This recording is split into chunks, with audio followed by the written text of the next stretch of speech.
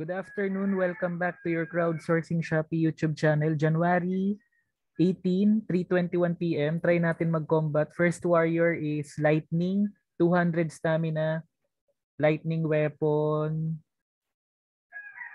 Ito.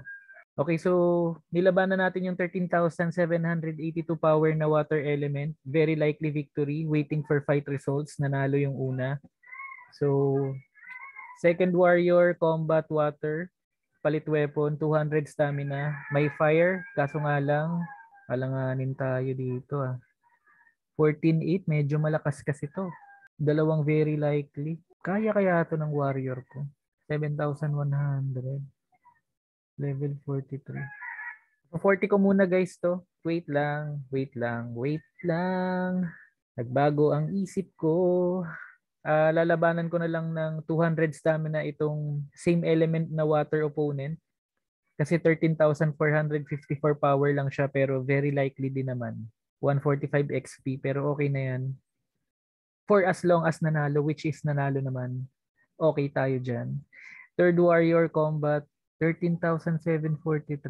Okay guys, so ang nilabanan natin yung same water opponent na nasa pang-apat. Okay, nanalo pa rin. Okay, last warrior tayo, lightning din.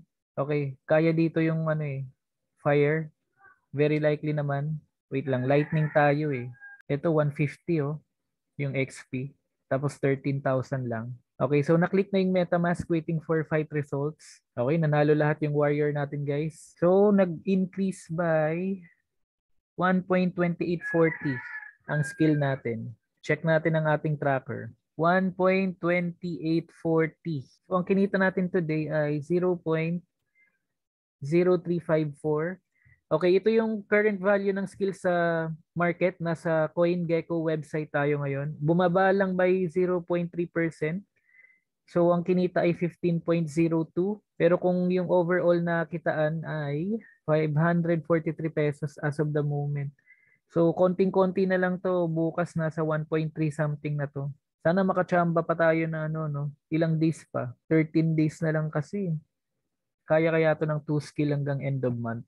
Sige, araw-araw naman akong nagvi-video or nagva-vlog ng ating mga gameplay. So, i-update ko kayo lagi daily. And guys, maraming salamat pala sa mga viewers and subscribers natin na nagko-comment sa ating mga videos dito sa Crowdsourcing Shopee YouTube channel. I know marami pa akong hindi nare-replyan pero nababasa ko sila. Hangga't kaya kong isingit sa oras ko mag-upload ako. Disclaimer statement for Crowdsourcing Shopee. All the information on this website, Crowdsourcing Shopee, is published in good faith and for general information purpose only. Any action you take upon the information you find on this website is strictly at your own risk. Maraming salamat and I'll see you tomorrow on our next vlog. More fruitful gains and have a great day. Bye for now.